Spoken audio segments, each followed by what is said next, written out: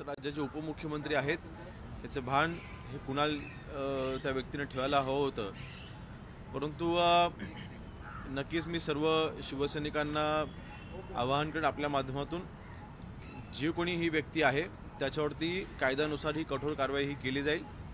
अर्थातच याच्यामध्ये घटना कधी घडलेली आहे त्याच्यावर माहिती घेत आहोत। कुणाल कामराचं सध्या लोकेशन ट्रेस करायचं देखील काम चालू आहे। सध्या तो कुठे आहे ह्याचा अजून आपल्याला माहिती नाही, परंतु त्याचं लोकेशन तपासण्याचं काम सुद्धा चालू आहे। गुन्हा दाखल करण्यात आला आहे। शिवसेनेच्या राहुल कराड यांच्यासह अनेक नेत्यांवरती सुद्धा गुन्हा दाखल झालेला आहे। तोडफोडीचं समर्थन करता का आणि त्याच्यावरती कारवाई होणार का शिवसेनेच्या नेत्यांवर सुद्धा? बघा, शेवटी कायदा हा सर्वांसाठी सारखा आहे, परंतु शिवसैनिकांच्या भावना देखील आपण समजून घेतल्या पाहिजेत की अशा पद्धतीने जर का भडकाऊ भाषणं करून किंवा भडकाऊ असे व्हिडिओ व्हायरल करून जर का अशा पद्धतीने अपमानास्पद जर का कुठले व्हिडिओ व्हायरल होत असतील किंवा वक्तव्य केली जात असतील तर शिवसैनिकांच्या प्रतिक्रिया येणं हे साहजिक आहे। परंतु अर्थातच जे काय तोडफोड झालेली आहे त्याचं समर्थन का आम्ही करणार नाही, परंतु नाण्याच्या दोन्ही बाजू आपण समजून घेतल्या पाहिजेत। शिवसेनेकडनं प्रश्न विचारला जातो की कायदा सुव्यवस्थेचं नेमकं काय जर अशा प्रकारे, आणि कुणाल कामराचं असं म्हणणं आहे की मी संविधान हातात घेऊन सांगतोय की मला हे बोलण्याचा किंवा हे सादर करण्याचा अधिकार आहे।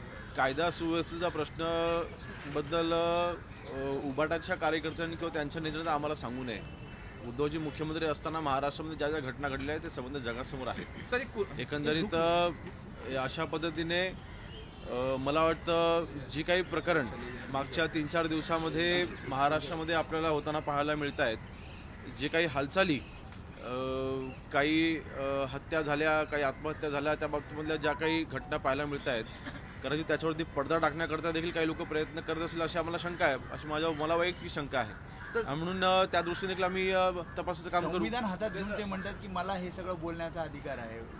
नाही, बोलण्याचा अधिकार फ्रीडम ऑफ स्पीच सगळ्यांना आहे, पण त्या फ्रीडम ऑफ स्पीचचा तुम्ही असा दुरुपयोग करून घेऊन एखाद्या संविधानात्मक पोस्टवरती बसलेल्या व्यक्तीवरला तुम्ही असं अपमानित तुम्ही करू शकत नाही, आणि म्हणून मला वाटतं योग्यरित्या त्याच्यावरती कायदेशीर कारवाई केली जाईल।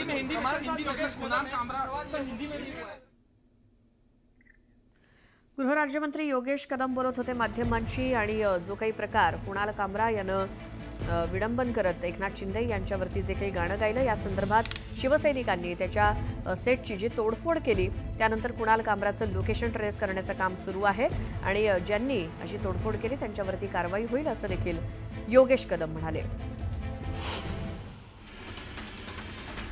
देशातील विमान प्रवाशांच्या संख्येत प्रत्येक महिन्याकाठी मोठ्या प्रमाणात वाढ होते। गेल्या फेब्रुवारी महिन्यात देशात एकूण 1,40,00,000 लोकांनी विमान प्रवास केल्याची माहिती नागरी विमान महासंचालनालयानं प्रसिद्ध केली आहे।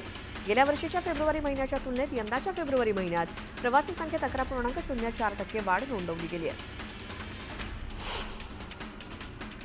मुंबईमध्ये वाहतूक पोलिसांनी लोक अदालतीद्वारे प्रलंबित 1,64,305 चलनावरील 12,62,30,00,000 रुपये दंड वसूल केला। एका दिवसात तडजोडी अंती 12,62,30,00,000चा दंड वसूल झालाय। तसंच दंड चुकार चालकांनी पुढील कारवाई टाळण्यासाठी दंडाची रक्कम भरण्याचं आवाहन करण्यात येत आहे।